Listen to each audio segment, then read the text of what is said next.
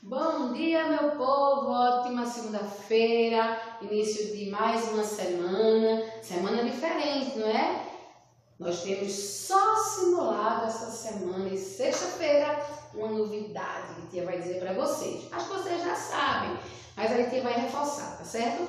Pronto, hoje nós vamos dar continuidade às nossas revisões para vocês fazerem os simulados. Tá com seu simulado na mão já, não é? Pronto, então nós já fizemos inglês e português, ok? Hoje vai ser a revisão do simulado de história, certo? O ideal que nós estamos recomendando a vocês é que vocês assistam uma revisão por dia e façam um simulado dessa revisão, para não ficar cansativo, para não ficar monótono. Então, cada dia você faz um simulado depois de assistir a revisão, tá certo? Então, essa semana, só revisão e simulado, ok, meus amores? Um aviso muito importante. E a Lucélia fez aquele vídeo, botou lá no grupo, não sei se todos vocês viram, mas é muito importante que vocês entendam que este simulado agora vai valer nota. Já foi decretado, já é norma que o que a gente fizer com vocês agora vai valer nota. Então, esses simulados vai valer de 0 a 10 em cada matéria e vai ser colocado na caderneta. Já não é mais para avaliar, para saber em que nível vocês estão, para saber se vocês estão entendendo ou não. Não, agora é para valer nota, tá certo? Não pode perguntar nada à tia. Então, vocês vão fazer sozinhos, porque vocês estão em casa, com o auxílio do livro e com sua mãe, seu pai, sua tia, sua avó, que você pode tirar as dúvidas, tá certo? E a revisão do dia.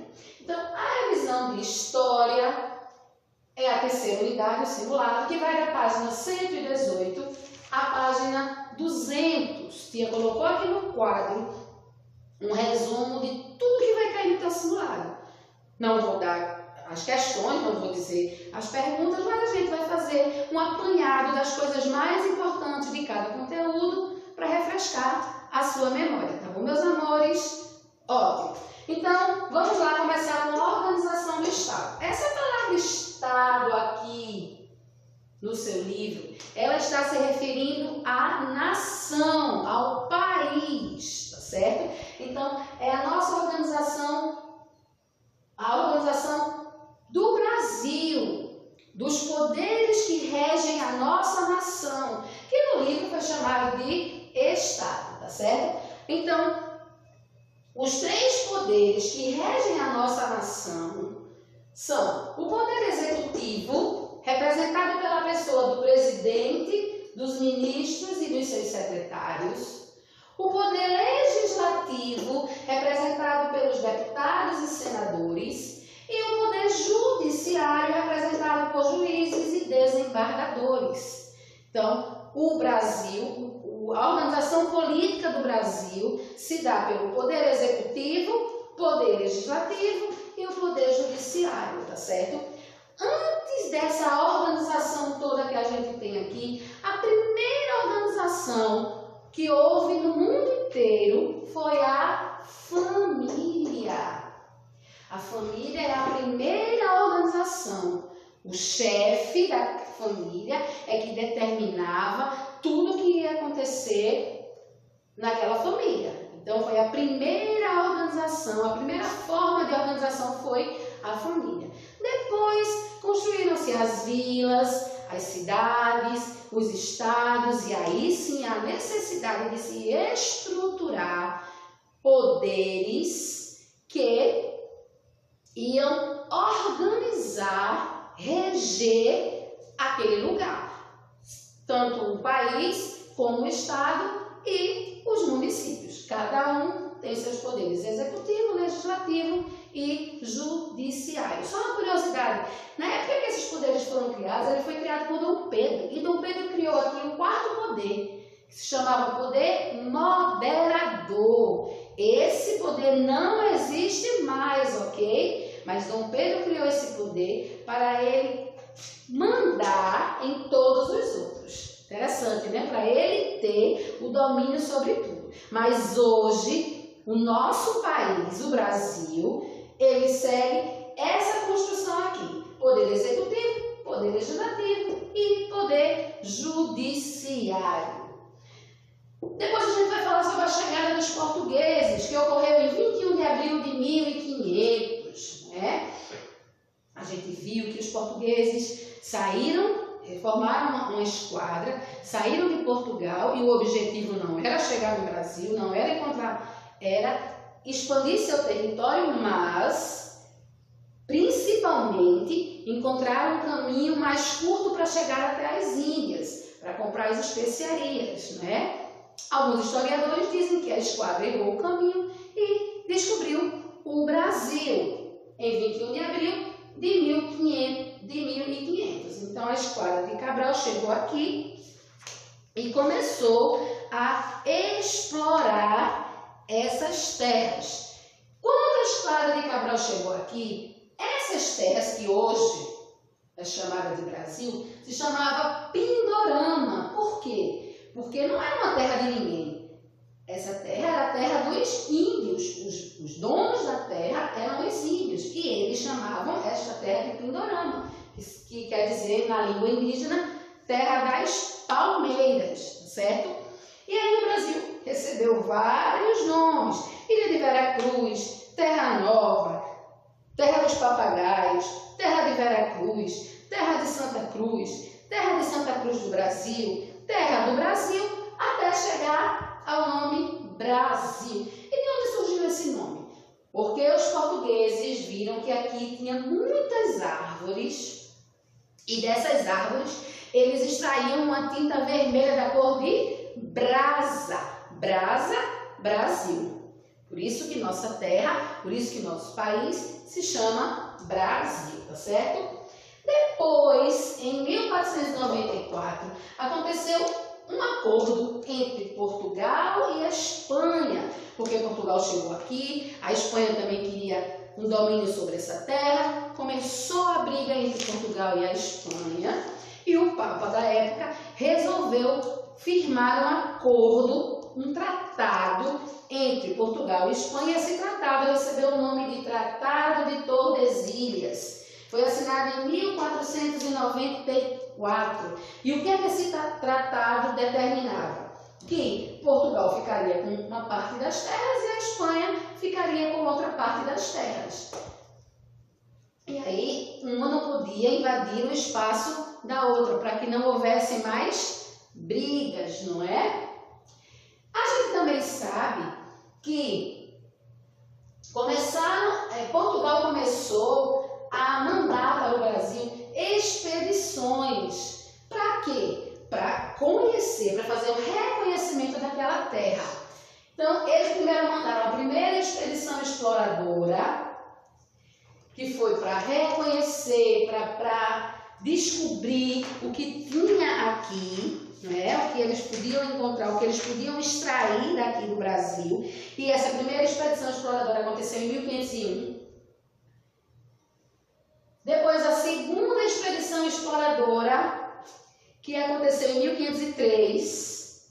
Depois, eles precisaram mandar para o Brasil uma expedição chamada, algumas expedições chamadas expedições guarda-costas. Por quê? Porque outros países, como a França, como a Inglaterra, queriam invadir o Brasil para também tirar riqueza. Então, o rei de Portugal precisou mandar expedições guarda-costas. Essas expedições guarda-costas, a primeira foi em 1516 e duraram até 1526, duraram 10 anos, de tanto que outros países queriam invadir aqui. E, por fim, a última expedição que Portugal mandou para o Brasil foi a expedição colonizadora, em 1530. Então, de 1500 a 1530 é o chamado período pré-colonial, antes de Portugal vir definitivamente morar aqui no Brasil. Porque antes da coroa portuguesa, né, de Portugal, o rei de Portugal mandar pessoas para morarem aqui no Brasil. Então, essa expedição colonizadora aconteceu em 1530 e trouxe colonos, ferramentas, animais domésticos, sementes, pessoas para trabalhar e morar aqui no Brasil. Foi aqui que eles construíram a primeira vila do Brasil, certo? Então, depois que o rei de Portugal montou essa expedição colonizadora e mandou alguns portugueses, vários portugueses, virem morar aqui no Brasil, ele estabeleceu um sistema de governo chamado capitanias hereditárias. Como foi esse sistema? Ele viu que o Brasil era muito grande, que ele não ia ter controle administrativo sobre o Brasil, ele não ia conseguir controlar tudo de lá de Portugal. Então ele formou um sistema que dividia o Brasil em 15 lotes, 15 pedaços de terra. Chamou 15 pessoas de sua confiança, da confiança do rei, e entregou a eles esses 15 lotes. Então eram 15 lotes que foram entregues a 15 homens. Esses homens se chamavam donatários, eram pessoas da confiança do rei.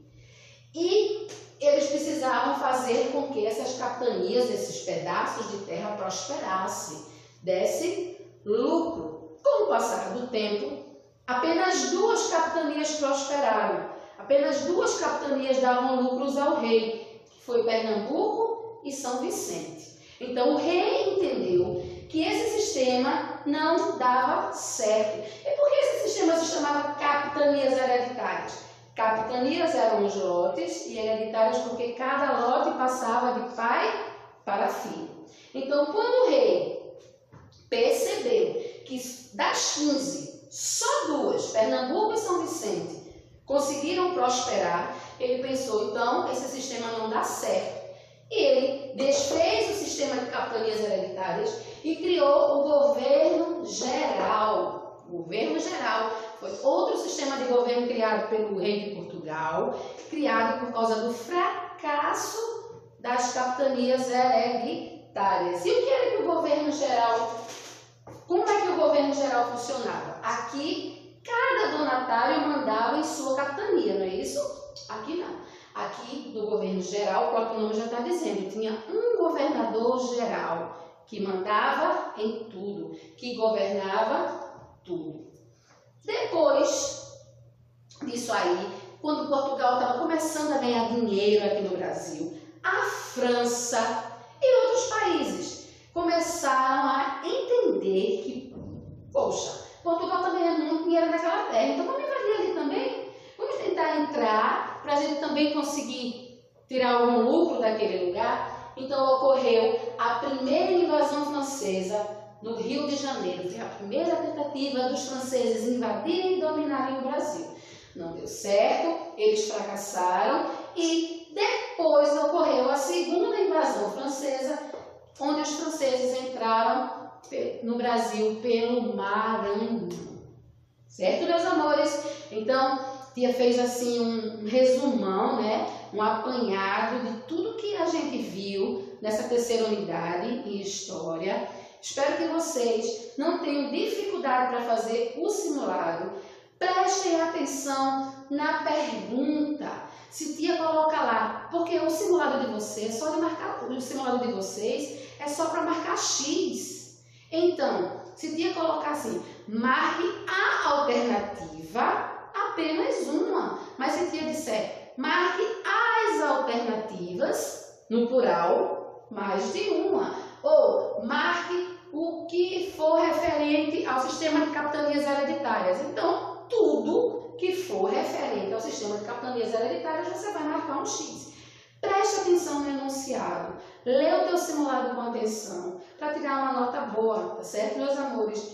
Pode consultar seu livro, pega a ajuda da sua mãe, do seu pai, faz com calma, com atenção. Boa sorte, um ótimo simulado de história para vocês e até amanhã. Um beijo!